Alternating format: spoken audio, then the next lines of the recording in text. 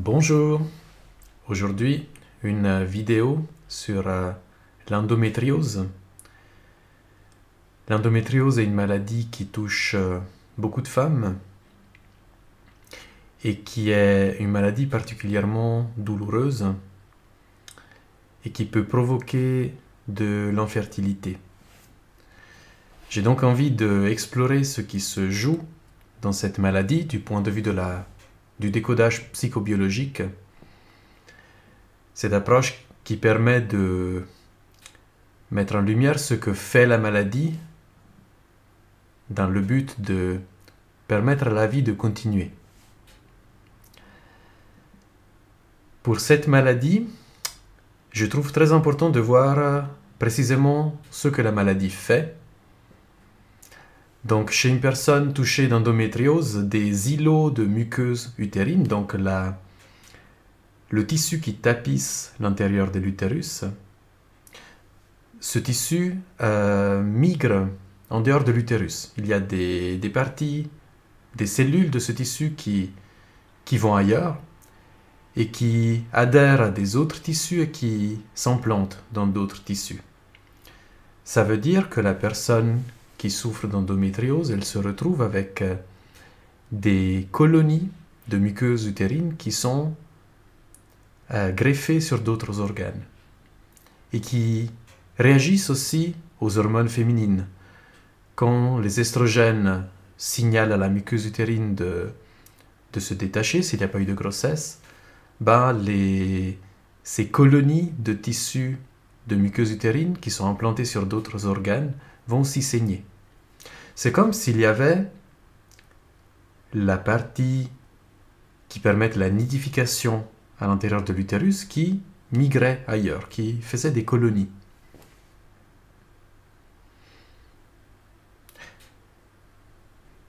Ces colonies peuvent aller sur différents organes.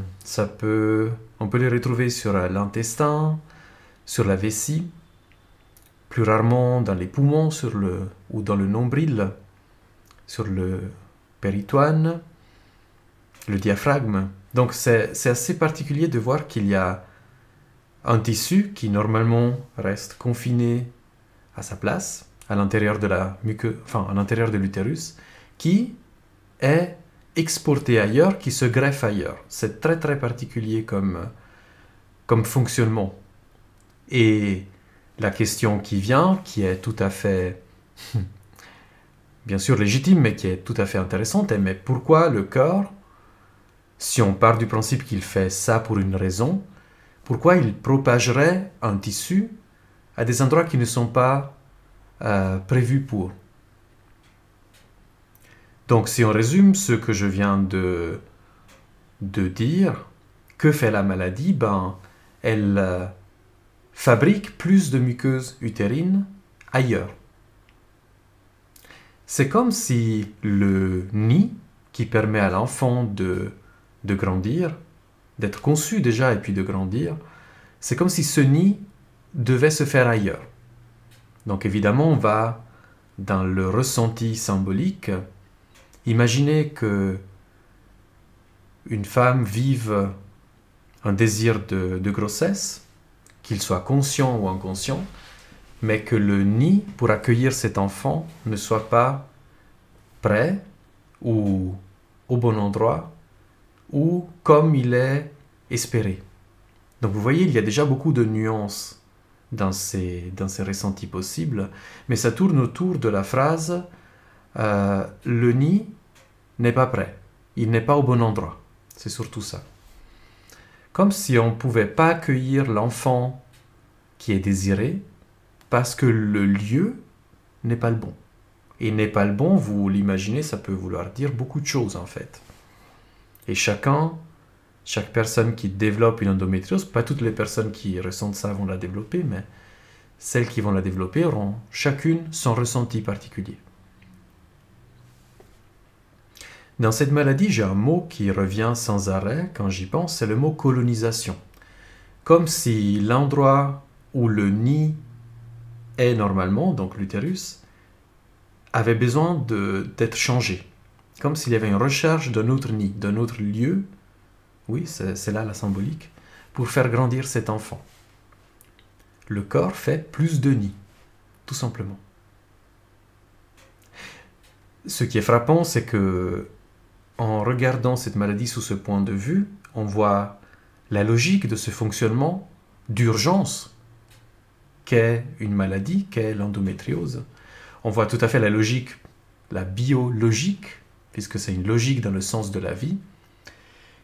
Mais c'est bien entendu une solution qui n'est pas, à long terme, n'est pas une solution viable, parce que une grossesse qui se développerait ailleurs que dans l'utérus n'a aucune chance d'aboutir. Et même ces tissus, ces îlots de muqueuse utérine qui se développent ailleurs, ben, ils posent des problèmes. S'ils saignent, le sang ne peut pas s'écouler par le vagin, comme avec les règles classiques. Et puis, il y a des douleurs qui apparaissent, il y a des adhérences. Donc, symboliquement, la maladie, cette maladie est une solution, est la seule solution finalement que le corps peut trouver, inconsciemment bien sûr, mais c'est clairement une solution qui n'est pas viable en fait. Donc c'est un peu comme si le corps, et on le voit dans plusieurs maladies, cherchait une solution d'urgence, une solution symbolique, mais qui dans les faits n'apporte pas de solution réelle. Mais c'est la seule qui existe en fait, parce que si la personne développe une maladie, c'est qu'elle n'a pas pu trouver une solution consciente, une solution avec la pensée. C'est le corps qui prend ça en charge automatiquement, inconsciemment bien sûr. Il n'y a aucune volonté de développer ça, c'est une évidence.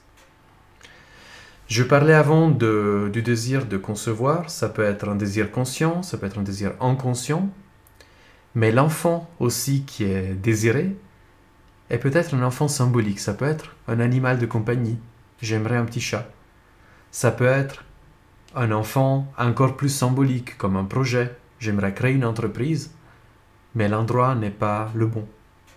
Et le corps peut vivre un animal de compagnie ou une entreprise, un projet, un enfant, tout à fait symbolique, comme un vrai enfant. Le corps, le cerveau plutôt fonctionne avec des symboles qui sont très réels pour lui. Donc, quand on parle de désir de grossesse, des fois il faut aller chercher un peu plus loin. Il faut aller chercher dans des grossesses vraiment très symboliques. Je parlais du fait que ce tissu de muqueuse utérine peut se greffer à différents organes. Vous l'aurez bien imaginé, dans cette maladie, l'organe qui est touché n'est pas dû au hasard non plus. Chaque organe a pour le corps sa valeur symbolique, son rôle symbolique. Donc, une endométriose qui touche les ovaires, la vessie, le muscle utérin, les poumons, le nombril, ben, ça aura un sens différent pour chaque personne, parce que chaque personne vit sa maladie dans son contexte à elle, avec son ressenti à elle. Donc si moi en tant que femme, je vis un conflit où j'ai l'impression qu'il faut raccourcir le temps entre la fécondation et la nidification, c'est une question de temps, ben l'endométriose pourra toucher les ovaires. Si ça touche à une question de territoire, le nid parle déjà de territoire, mais si on touche vraiment à une tonalité de territoire encore plus profonde, ben c'est la vessie qui sera touchée. Si c'est le nombril qui est touché, ben le nombril c'est le lien nourricier entre la mère et l'enfant. Est-ce que c'est ce lien qui est au centre du ressenti de la personne malade qui développe des foyers au nombril? Vous l'aurez remarqué aussi, dans l'endométriose, on parle de foyer d'endométriose. La muqueuse utérine fait des foyers ailleurs. Vous retrouvez la phrase qui se joue dans la maladie, le nid doit être ailleurs. On fait des foyers ailleurs. Des foyers de la maladie, mais des foyers de toute façon. C'est très très intéressant de voir que le mot, il correspond à ce qui se joue dans la maladie.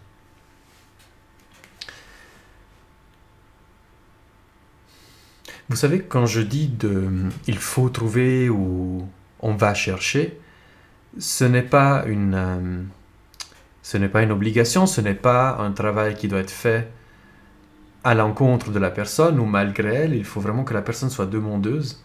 Il faut que la personne ait envie d'aller voir ce qui se joue dans sa maladie. C'est une forme de violence finalement d'aller imposer un décodage biologique à quelqu'un. Voilà, tu as cette maladie parce que, si la personne n'a rien demandé, ne lui amenez pas ça. Ça ne lui fait... Ce n'est pas un cadeau, en fait.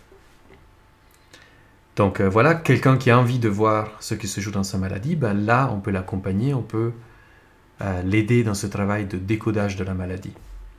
Et comment solutionner une endométriose? C'est donc une maladie qui fait une super muqueuse utérine. Elle fait une muqueuse utérine hyper performante qui va carrément ailleurs que l'endroit qui est prévu. Donc ça nous parle d'un conflit actif. Ça veut dire que la personne qui développe ça, elle est encore dans ce conflit de le nid n'est pas au bon endroit, mais elle ne l'a pas encore solutionné. Donc la première chose que la personne peut aller chercher avec de l'aide, avec de l'accompagnement, c'est quel est exactement le conflit que je vis, le nommer, y mettre des mots, le conscientiser. Tant que ce conflit est inconscient, c'est le corps qui le prend en charge. Et puis, quand la personne a pu toucher, a pu connecter à ce conflit, le remettre en conscience, il s'agit de voir si avec ses ressources du moment, elle peut... Quelle solution lui vient, en fait? Une solution va venir une fois que le conflit est ramené à la conscience, si la personne l'a demandé. Donc la personne peut choisir en conscience un fonctionnement nouveau. Souvent c'est ça, on se dit, mais j'ai toujours fonctionné d'une certaine façon, j'ai quelque chose que je ne peux pas affronter parce que pour moi c'est inaffrontable. Des fois, de pouvoir le nommer de nouveau, de le ramener à la conscience, permet de faire un autre choix. Un autre choix vient, en fait. Et c'est ça qui est beau quand on peut nommer son ressenti, on peut nommer son conflit. Et finalement, la question sera comment le nid, qui n'est pas au bon endroit, peut revenir au bon endroit. Quel choix conscient me permet de ramener le nid au bon endroit?